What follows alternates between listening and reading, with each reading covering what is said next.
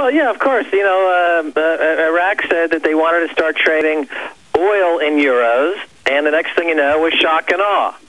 And then Iran started saying, we want to trade our oil in euros, and suddenly, you know, the game was moved over to Iran. But here's what I'm hearing, and this is kind of the interesting story, if you will. You know, Stacey Herbert and I made a really interesting film a couple of years ago about gold, and we interviewed folks over at the Bundesbank in Germany.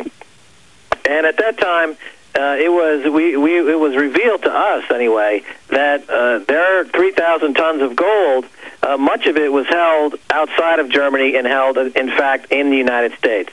And what I'm hearing now, Alex, is that Germany, like France did back in the 60s, they're going to demand their gold bullion delivered to them, the physical gold. You know, back in the 60s, de Gaulle sent ships, warships, to New York and forced America to put their gold, France's gold, onto a ship. Stay there. And they shipped it back to Europe. Stay there. And he wouldn't let NATO in his country either, but now they just let NATO back in. Stay there, Max Keiser. Amazing. Inside info directly from Paris.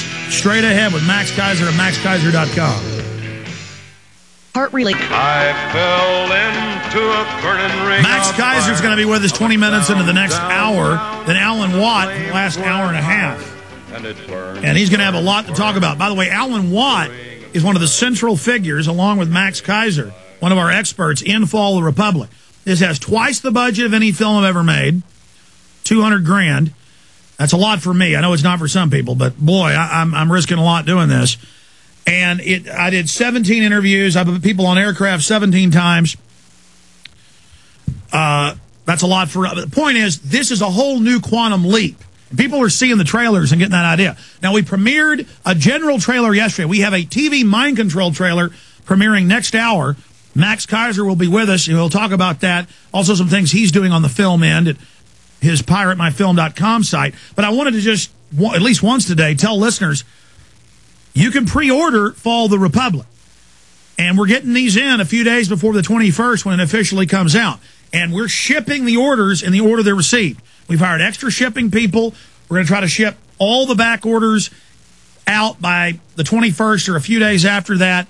We're really hustling to get these DVDs via UPS worldwide. It has a 0 country code, plays everywhere in the world. I keep getting emails asking that. We should put a note on the shopping cart explaining that. I forgot to tell folks do that. Yes, all our DVDs are country code 0, play everywhere. And you're also supporting us when you buy Fall of the Republic. But it's 2 hours, 24 minutes long. It's a big Alex Jones film. And it has another 25 minutes of extras. It's a DVD 9. So close to 3 hours on this baby.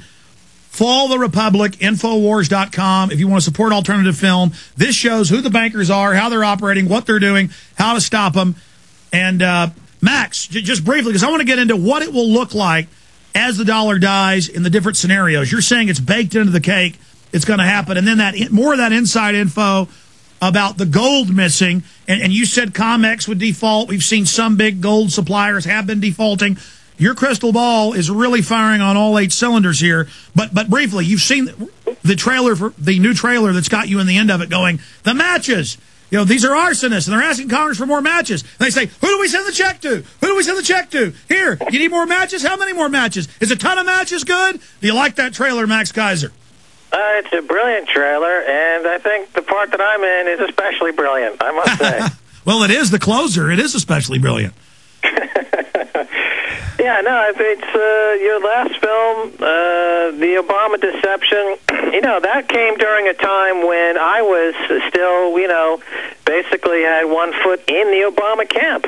And now I have both feet out of the Obama camp. So, you know, that was really a bold film to make at the time because a lot of people were still in love with Obama, and he had really hypnotized everybody into thinking that he was really different than the preceding nightmare in the White House.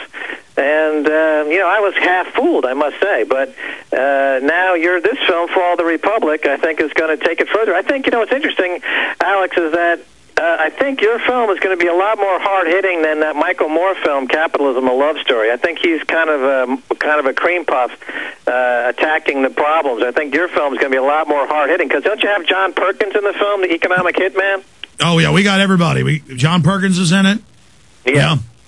Okay, so I think it's going to be a lot more hard-hitting. But anyway, getting back to the dollar, the U.S. dollar, these countries, the oil exporters, they want to get out. They want to get another currency to compete, basically, with the U.S. And their objective, quite simply, is they want to...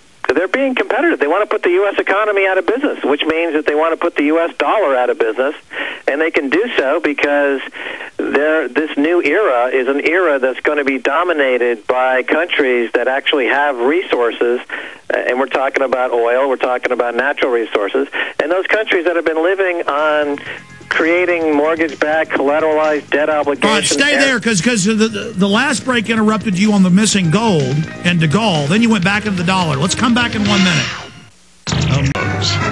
Okay, this is a short 5-minute segment. We got a 13-minute segment with Max coming up, and then he's gone. So I want to try to shut up here because the breaks keep breaking things up. We have a lot of breaks at the end of the hour and the start of the hour.